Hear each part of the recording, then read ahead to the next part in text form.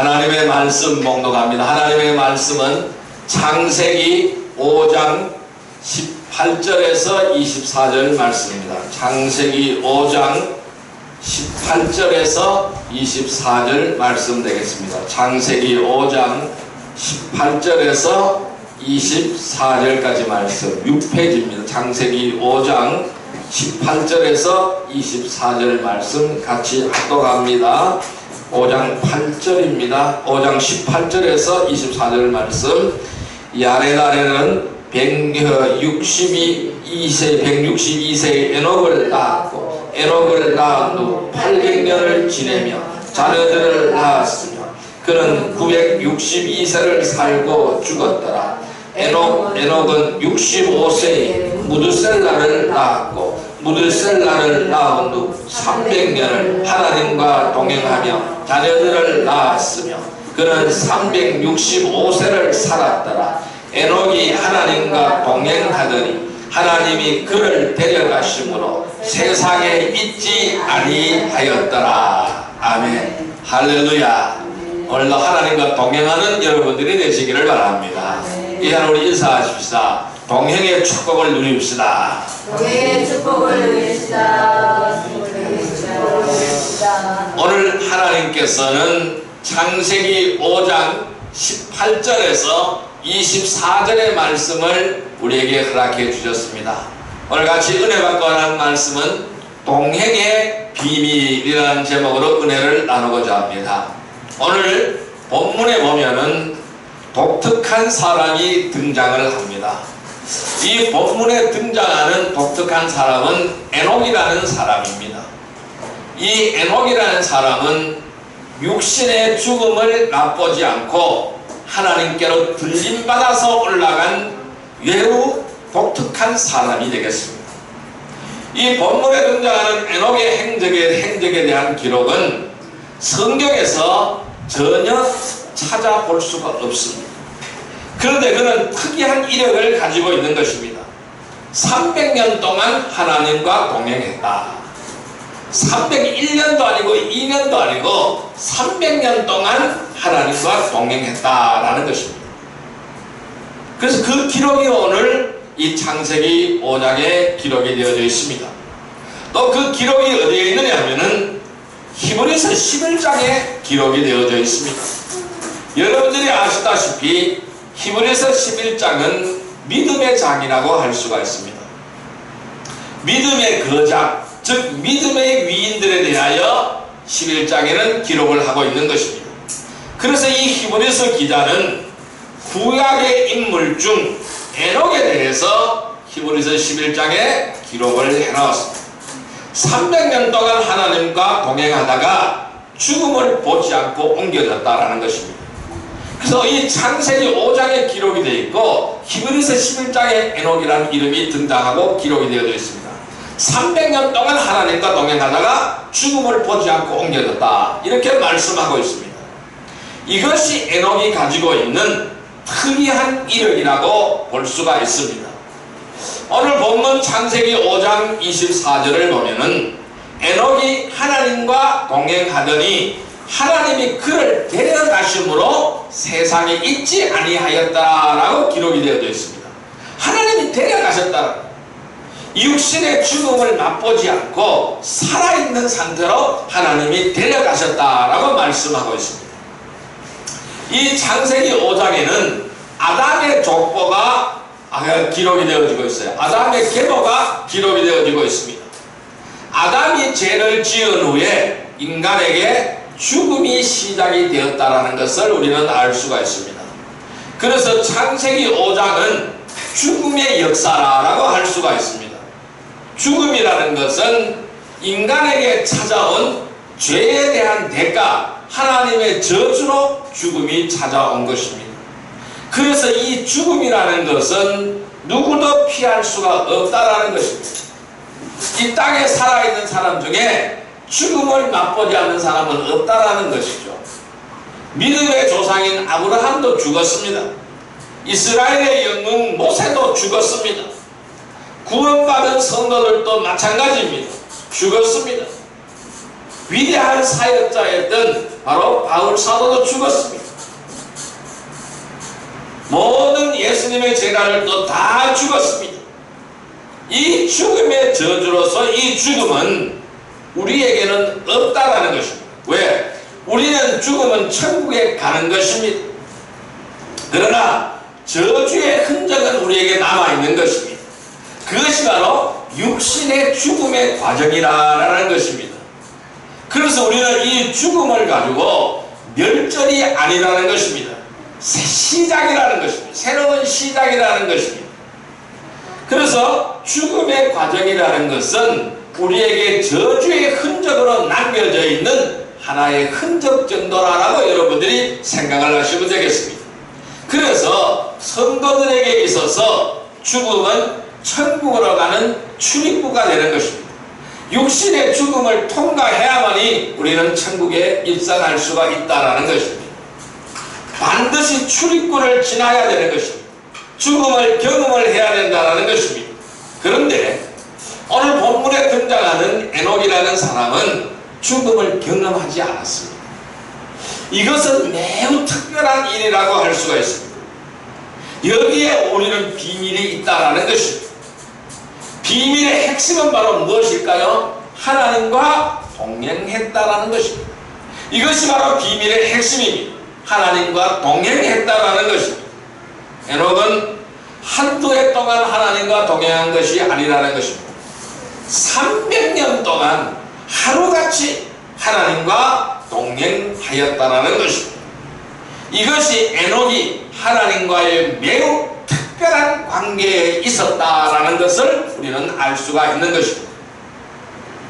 우리가 구약시대의 관점에서 하나님과 동행했다라는 것은 매우 낯설게 느껴지는 것입니다.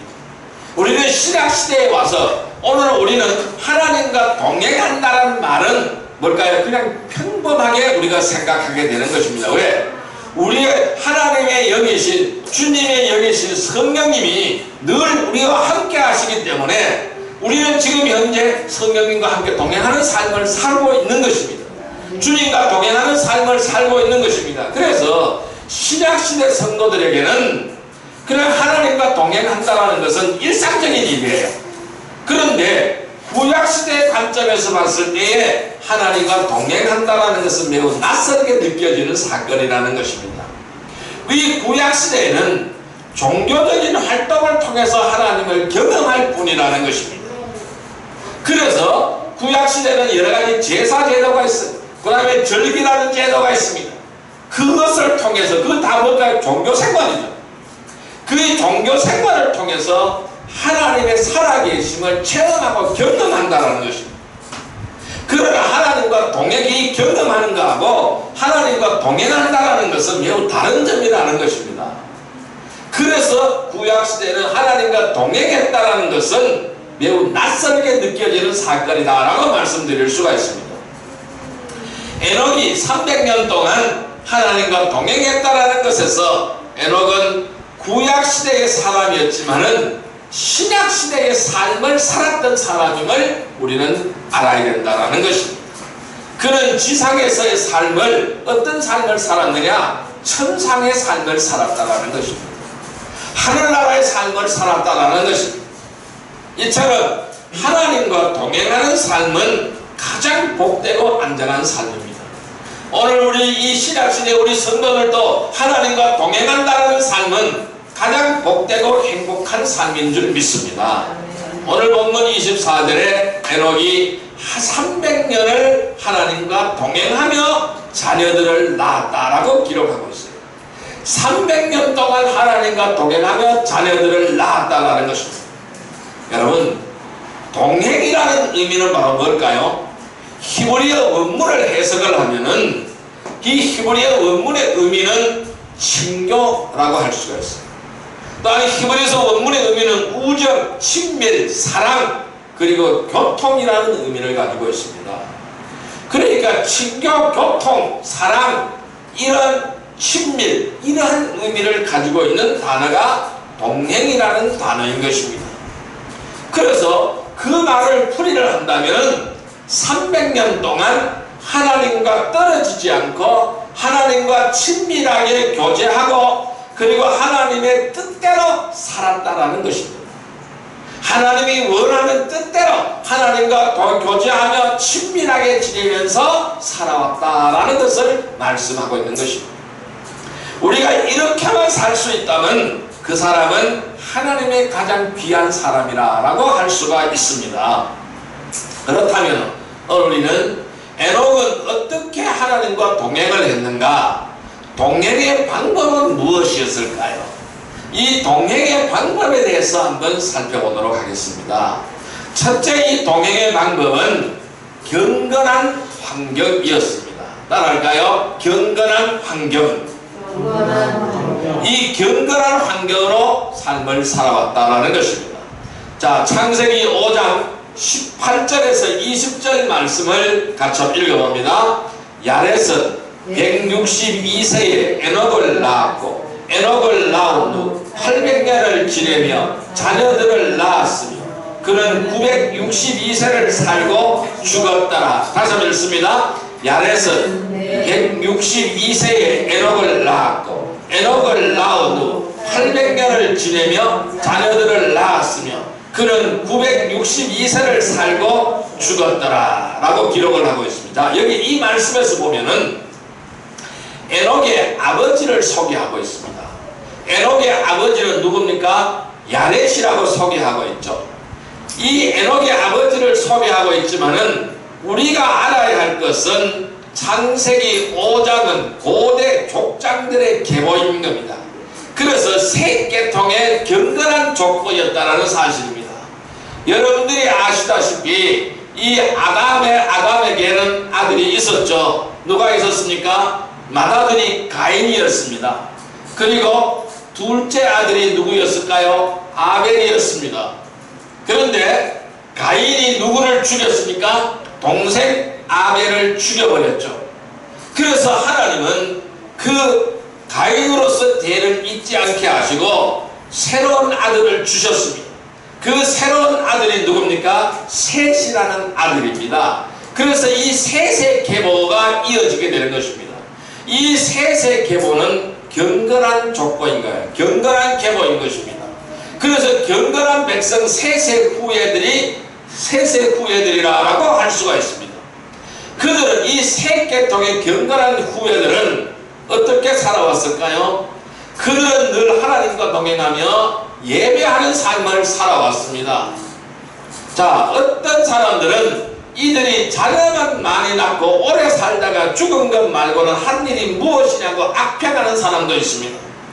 결코 그렇지 않다는 사실입니다. 하나님과 동행하며 자녀를 낳은 것은 생육하고 번성하는 것을 넘어서 메시아를 대망하는 신앙과 깊은 관계가 있다는 사실입니다. 그래서 하나님은 창세기를 계속해서 보면은 창세기 6장에 보면은 인간이 부패하고 있다는 것을 말씀하고 있습니다. 왜 부패했느냐? 그래서 인간이 부패했기 때문에 하나님이 인간을 창조한 것을 후회했다라고 말씀하고 있어요. 그래서 이 땅의 모든 걸 쓸어버리겠다고 하나님은 말씀하시고 대홍수를 일으키게 되는 홍수 심판을 하게 되는 것입니다.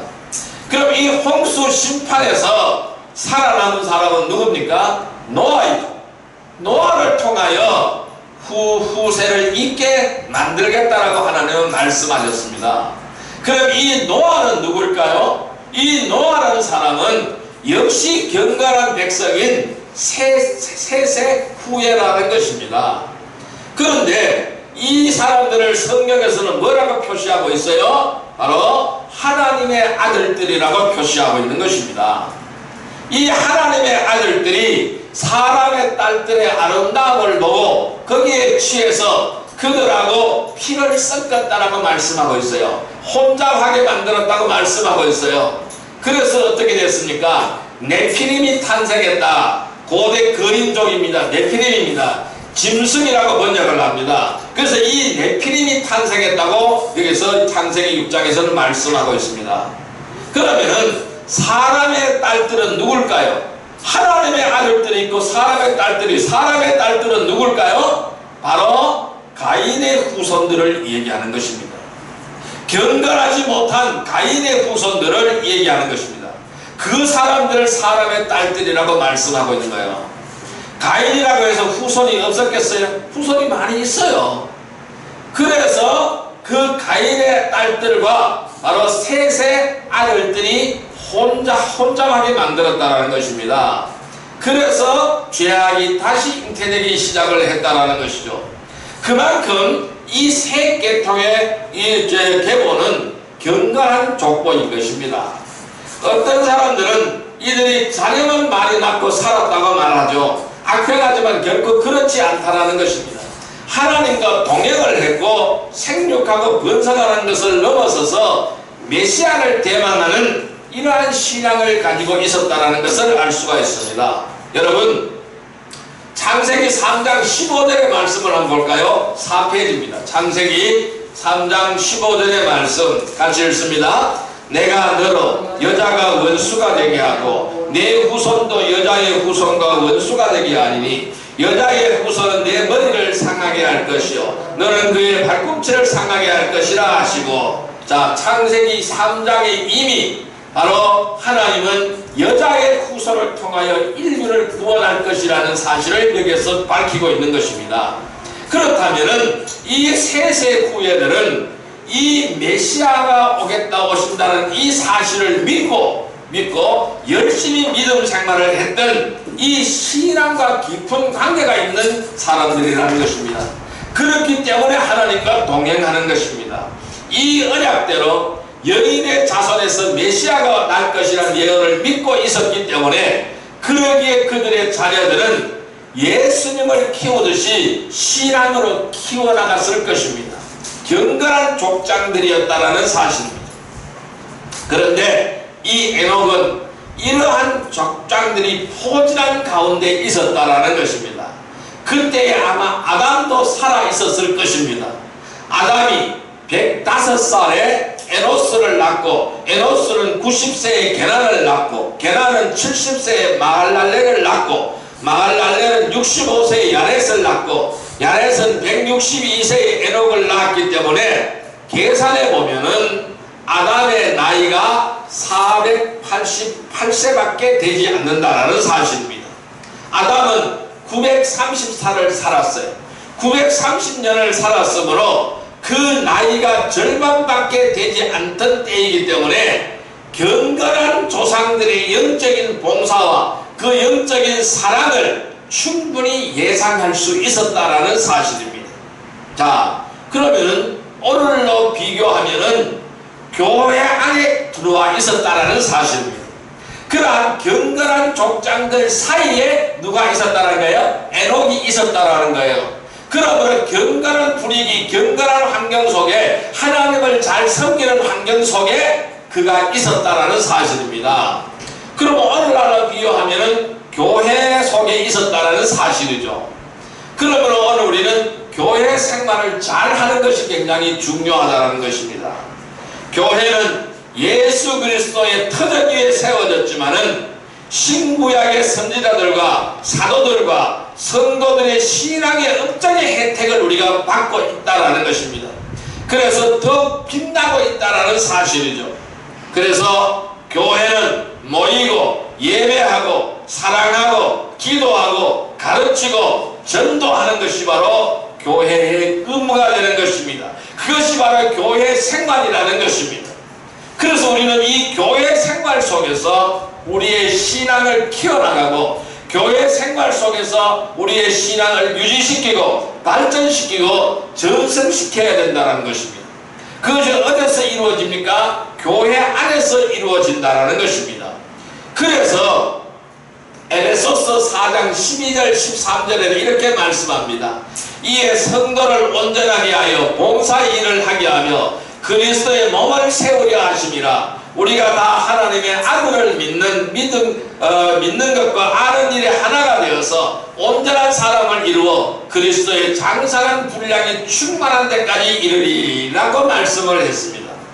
우리는 그리스도의 몸까지 자라게 하는 것, 그리스도의 몸까지 자라나게 되어야 될 줄로 믿습니다. 그것이 어디서 가능할까요? 교회 안에서 가능하다는 것입니다. 그래서 우리가 하나님과 동행을 하려면은 교회 생활을 잘 해야 되는 겁니다. 그리고 더욱더 좋은 교회를 만들어 가야 하는 것입니다. 초대교회 같이 말씀의 교회, 기도의 교회, 성령의 교회, 사랑의 교회, 거룩한 교회, 사명의 교회를 만들어 가야 될 줄로 믿습니다. 그것을 누가 해야 될까요? 저와 여러분들이 해야 된다는 사실입니다. 그래서 이 말씀이 충만한 교회, 기도가 충만한 교회, 성령이 충만한 교회, 사랑이 충만한 교회, 거룩이 충만한 교회, 사명이 충만한 교회 안에 어떤 죄인이 누가 들어오더라도 거기에서 다 녹아지게 되어 있는 것입니다. 그래서 그 사람의 환경이 바뀌고 생활이 바뀌고 삶이 바뀌게 되는 것입니다. 이러한 역할이 바로 교회의 역할이라는 것입니다. 에녹만 동행했다기보다는 에녹이 그 족보의 흐름의 중심을 보여준 사례라고 말씀할 수가 있습니다. 즉 하나님과 동행한 경건한 족보를 우리에게 보여주고 있는 것입니다. 그러한 조상들에게 둘러싸여 있기에 하나님의 뜻대로 동행할 수 있었다라는 것입니다. 자, 그러므로 우리는 교회를 떠나지 말고 신앙생활을 잘 해야 될 줄로 믿습니다. 그래서 우리 옛날에 가족들이 어떤 가족들은 대가족이었죠. 그래서 이 밥상머리 공동체가 굉장히 중요했다는 사실입니다. 그래서 이 아이들은 어른들한테서 배우게 되는 것입니다. 그런데 요즘의 가정들은 어떻습니까? 다 핵가족이에요. 가족이 없어요. 그러니까 대가족에는 가족이 없으니까 예의 범절을 배울 수가 없는 것입니다. 그래서 우리는 밥상머리 공동체가 굉장히 중요하다. 그 공동체가 바로 뭐냐? 오늘 우리는 이 교회라는 공동체다라는 것입니다. 이것이 굉장히 중요한 역할을 한다라고 할 수가 있습니다. 그러므로 우리는 교회를 떠나지 말고 신앙생활을 해야 되는 것입니다. 그래서 동행의 비밀은, 에녹의 동행의 비밀은 경건한 환경이었다라는 것입니다. 그래서 오늘 우리는 경건한 환경을 만드는 작업을 해야 되는 것입니다. 그것이 굉장히 중요한 것입니다. 그 가장 기초되는 경건한 환경은 뭘까요? 바로 가정인 거예요. 가정이 경건한 환경이 만들어져야 되는 거예요. 교회가 경건한 환경이 만들어져야 되는 거예요. 그러면 이 사회의 경건한 환경이 만들어지게 되는 것입니다. 그래서 우리는 경건한 교회와 경건한 가정을 만들어서 늘 하나님과 동행하는 거룩한 성도들이 되시기를 주님의 이름으로 축원드립니다. 두 번째로 에녹의 동행의 비밀은 무엇이냐면은 하나님을 두려워하는 마음입니다. 따라할까요? 하나님을 두려워하는 마음. 하나님을 두려워하는 마음. 이 하나님을 두려워하는 마음이 동행의 비결인 것입니다. 자, 창세기 5장 21절 22절 말씀을 같이 읽어보겠습니다. 에녹은 65세에 무드셀라를 낳았고 무드셀라를 낳은 후 300년을 하나님과 동행하며 자녀들을 낳았으며, 자, 65세에 무드셀라를 낳았습니다. 무드셀라를 낳은 후에 300년을 하나님과 동행하며 자녀들을 낳았다, 이렇게 말씀합니다. 오늘 이 본문에서 무드셀라를 낳은 후라는 말씀과 하나님과 동행하는 데 어떤 전환점이 되는 사건이 있었음을 보여주고 있는 것입니다. 에녹은 무드셀라를 낳을 때에 장차 올 하나님의 심판을 보았다라는 것입니다. 장차 홍수로 쓸어버리는 두려운 심판인 것입니다.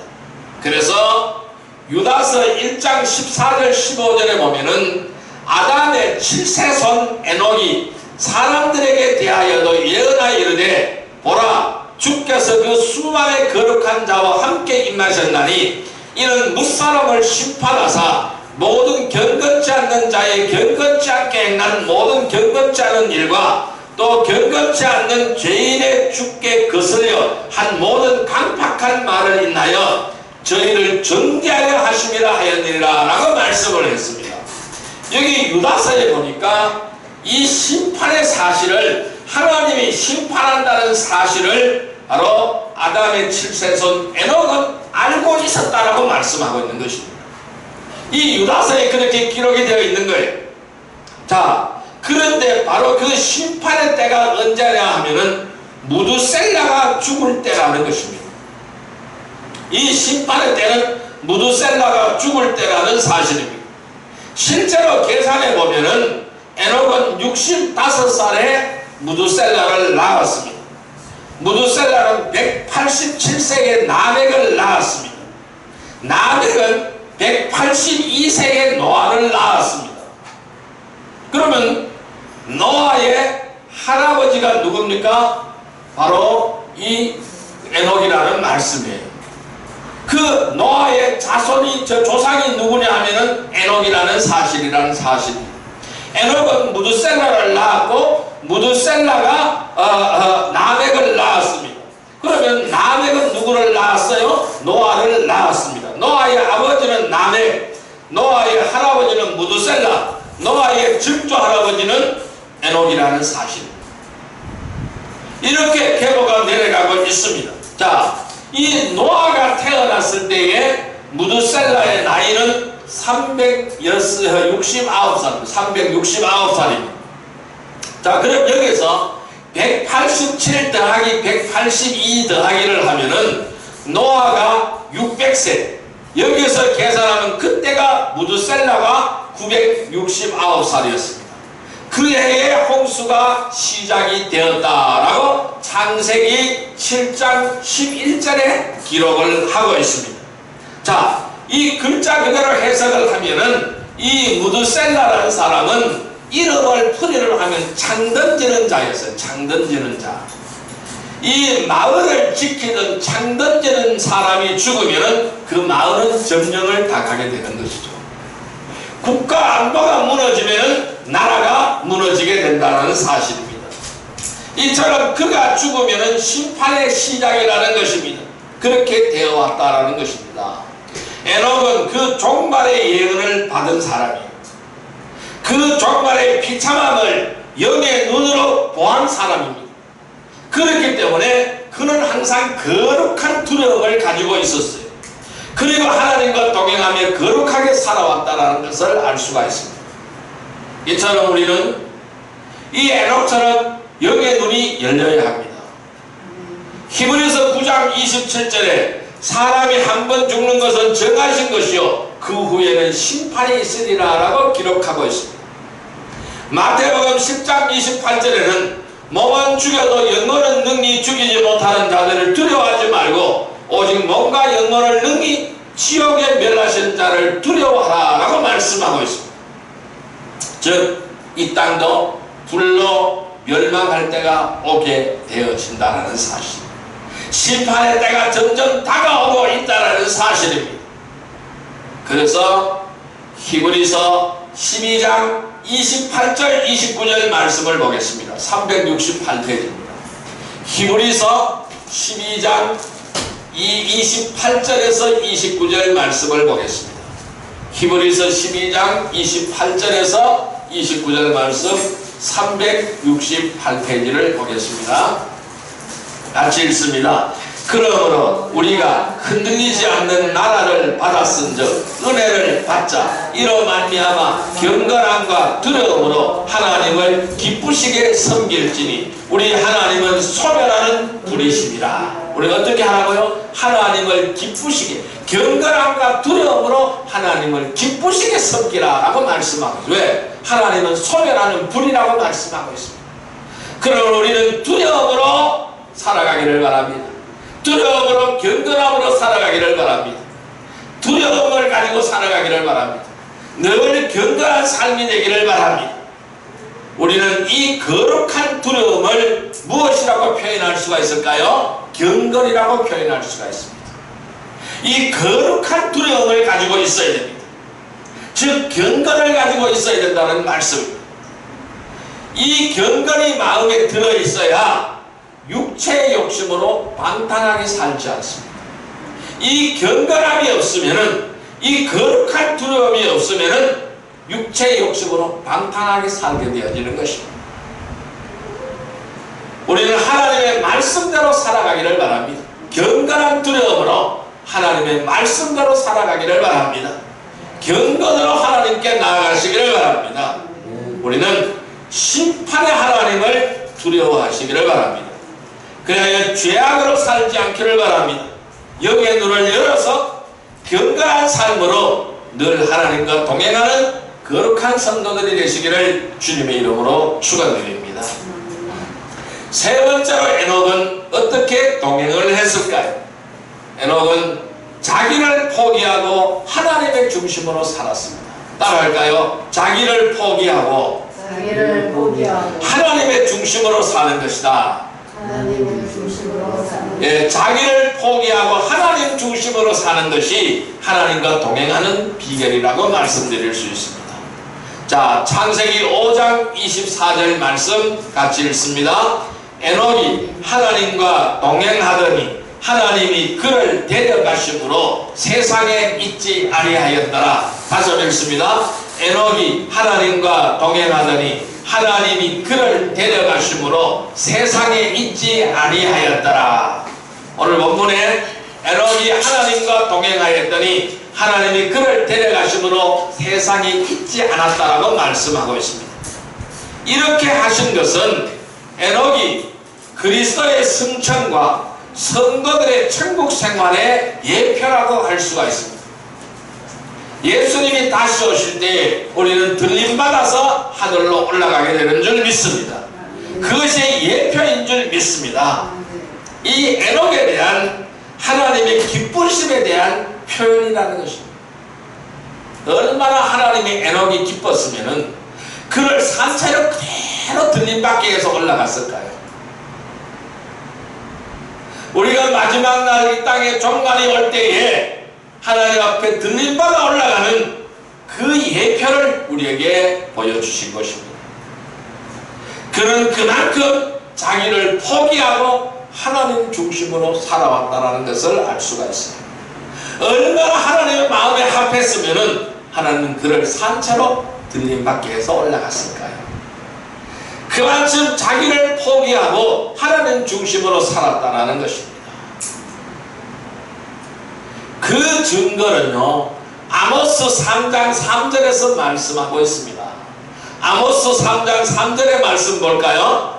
1277페이지입니다. 아모스 3장 3절의 말씀을 보겠습니다.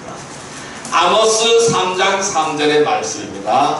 1277페이지 아모스 3장 3절의 말씀을 볼까요? 같이 읽습니다. 두 사람이 뜻이 같지 않은데 어찌 동행하겠으며. 다시 한번 읽습니다. 두 사람이 뜻이 같지 않은데 어찌 동행하겠으며. 여러분, 두 사람이 뜻이 같아야 동행할 수가 있습니다. 뜻이 다른데 어떻게 동행을 합니까? 딴 마음을 품고 있는데 어떻게 동행합니까? 자, 하나님과 에녹은 뜻이 같은 거예요. 그러니까 300년을 하나님과 같이 생활했어요. 하나님은 얼마나 기뻤으면 그를 산채로 들림받게 했습니다. 그는 300년 동안에 걸쳐서 하나님의 뜻에 맞추어 살아왔다는 것입니다. 그래서 예수님께서도 자기 십자가를 지지 않고는 내 제자가 되지 못하고 어린아이처럼 받들지 않고는 하나님의 나라에 들어갈 수 없다라고 예수님은 말씀하셨습니다. 자기에게 부여진 자기 십자가를 지지 않고는 하나님의 제자가 되지 못하고 어린아이처럼 받들지 않으면 하나님의 나라에 들어갈 수 없다라고 주님은 말씀하셨던 것입니다. 그리고 히브리서 11장 5절에 보니까 에녹은 그는 옮겨지기 전에 하나님을 기쁘시게 하는 자라는 증거를 받았다라고 말씀하고 있습니다. 히브리서 11장 5절에 분명히 그 이유를 밝히고 있어요. 그가 옮겨지기 전에 하나님을 기쁘시게 하는 자라, 이렇게 표현하고 있어요. 히브리서 기자는 그렇게 고백하고 있어요. 자, 요한복음 8장 29절에 이렇게 말씀합니다. 나를 보내시는 이가 나와 함께 하시도다. 나는 항상 그가 기뻐하시는 행함으로 나를 혼자 두지 아니하셨느니라, 이렇게 말씀했습니다. 또한 사무엘상 15장 22절에는 순종이 제사보다 낫다라고 말씀을 했습니다. 우리가 이러한 여러가지 말씀에 비춰보면은, 자, 히브리서 11장 5절, 그가 옮겨지기 전에 하나님을 기쁘시게 하는 자라는 증거를 받았다. 이 말씀 역시 이 에녹이라는 사람은 하나님 중심으로 살아왔음을 보여주고 있습니다. 그 후손들이 대대로 기억하고 있다는 사실을 우리에게 말씀하고 있습니다. 그러니까 에녹의 시대하고 히브리서를 쓴 이 사도 바울의 시대하고는 엄청난 간극이 있는 것이죠. 그런데 히브리서 기자도 이 에녹의 믿음을 알고 있는 것입니다. 에녹이 어떠한 삶을 살아왔는지도 정확하게 기억하고 있는 말씀이라는 것입니다. 그가 얼마나 하나님 중심으로 살았으면은 그 말씀이 계속해서 대대로 이어져서 그 후손까지도 기억하고 있을까요? 그러므로 우리는 어떻게 해야 되겠습니까? 더욱 말씀과 기도로 거룩해지는 삶이 되어야 될 줄로 믿습니다. 자기를 포기하는 삶이 되어야 됩니다. 하나님 중심으로 살아가는 삶이 되시기를 바랍니다. 섬기는 삶이 되기를 주님의 이름으로 축원드립니다. 자기를 포기하고 하나님과 말씀 중심으로 살아서 하나님과 동행하는 거룩한 성도들이 되시기를 주님의 이름으로 축원드립니다. 자, 이제 말씀을 정리하여 보겠습니다. 그럼 우리는 어떻게 하여야 하나님과 동행할 수 있을까요? 나는 어떻게 하여야 하나님과 동행할 수 있을까요? 지금까지 이야기한 것은 에녹의 얘기입니다. 에녹은 이렇게 했는데 나는 어떻게 해야 될까요? 에녹이 옮겨지기 전에는 그의 모습은 어떠했습니까? 히브리서 기자는 에녹을 가리켜 하나님을 기쁘시게 하는 자, 하나님을 기쁘시게 하는 자라고 증거했습니다.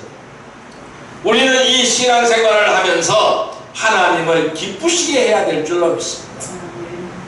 많은 사람들이, 즉 예수님이, 우리의 주님이, 우리의 성령님이, 우리의 하나님이 너는 나를 기쁘게 하는 자라 라는 칭찬을 우리는 들어야 된다는 말씀입니다. 이것이 신앙의 주제가 되어야 된다는 말씀입니다. 이것이 나의 삶의 표현, 삶의 목표가 되어야 된다는 말씀입니다. 하나님을 기쁘시게 하는 것이 우리가 존재하는 목적이 되어야 한다는 말씀입니다. 우리는 자신을 기쁘게 할 것인가 하나님을 기쁘시게 할 것인가를 선택해야 된다는 말씀입니다. 그런데 자신을 기쁘게 하는 것과 하나님을 기쁘게 하는 것은 별개가 아닌 것입니다. 자신을 기쁘게 하려고 하면 불행해집니다. 내 자신을 기쁘게 하려면 불행해집니다. 행복해질 수가 없습니다. 그러나 하나님을 기쁘시게 하려고 하면은 내 자신도 기뻐지는 것입니다. 행복해지는 것입니다. 행복의 비밀은 여기에 있는 것입니다. 우리가 하나님을 기쁘시게 하고 하나님의 영광을 위해서 사는 것은 우리의 삶을 탈취당하는 것이 아니라는 삶입니다. 내 삶을 전부 포기하는 것이 아니라는 사실입니다. 내가 하나님을 기쁘시게 하고 하나님의 영광을 위해 살 때는 우리는 가장 복된 삶을 살아가게 되는 줄 믿습니다. 우리가 하나님을 기쁘시게 하려면은 한 가지 필요한 것이 있어요. 뭘까요? 믿음이 있어야 되는 것입니다. 우리는 이 믿음을 통해서 하나님께 나아갈 수가 있습니다. 믿음은 우리가 하나님께 나아가는 길입니다. 하나님을 기쁘시게 하는 길인 줄 믿습니다. 하나님께서는 에녹을 얼마나 기뻐하셨으면 죽음을 보지 않게 하고 하늘에 올리셨을까요? 지금도 하나님과 동행하는 자는 하늘에 속한 삶을 살게 하는 줄 믿습니다. 에녹의 하나님과 동행의 비밀은 경건한 환경에 있었습니다. 또 한 그는 하나님을 두려워하는 마음으로 살아왔습니다. 또 한 그는 자기를 포기하고 하나님의 중심으로 살아왔습니다. 이것이 동행의 비밀이었습니다. 동행의 비결이었습니다. 오늘 우리도 마찬가지인 것입니다. 경건한 환경 속에 있어야 됩니다. 경건한 환경을 만들어가야 됩니다. 하나님을 두려워하는 마음으로 늘 경건함으로 살아가야 됩니다. 자기를 포기하고 하나님 중심으로 살아가야 되는 것입니다. 그러므로 우리 모두 경건한 교회 환경에서 열심을 다해서 신앙생활을 하되 우리의 눈이 열려지기를 바랍니다. 거룩한 두려움을 가지고 말씀대로 살기를 바랍니다. 자기를 내려놓고 온전히 하나님 중심으로 살아가는 믿음으로 하나님을 기쁘시게 하며 에녹과 같이 하나님과 동행하다가 날마다 성령의 은혜로 천상의 영광 가운데서 살아가는 복된 성도들이 다 되시기를 주님의 이름으로 축원드립니다. 기도드리겠습니다. 만왕의 왕이시여 만주의 주가 되신 사랑과 은혜의 아버지 하나님 감사합니다. 오늘 우리는 에녹의 믿음을 보았습니다. 에녹이 어떻게 하나님과 동행했는지 동행의 비밀을 알아보았습니다. 그 동행의 비결은 경건한 환경이었습니다. 하나님을 두려워하는 마음이었습니다. 자기를 포기하고 하나님 중심으로 사는 것이었습니다. 그러나 오늘 우리 모두 다 경건한 교회 환경에서 열심을 다해서 신앙생활을 하며 우리의 눈이 열려서 거룩한 두려움을 가지고 말씀으로 살기를 원합니다. 자기를 내려놓고 온전히 하나님 중심으로 살아가는 믿음이 되기를 원합니다. 그래야 하나님을 기쁘게 하며 에녹같이 하나님과 동행하다 날마다 성령의 은혜로 천상의 영광 가운데 살아가는 복된 성도들이 다 되게 하여 주옵소서. 예수님의 이름으로 감사하며 기도드리옵나이다. 아멘.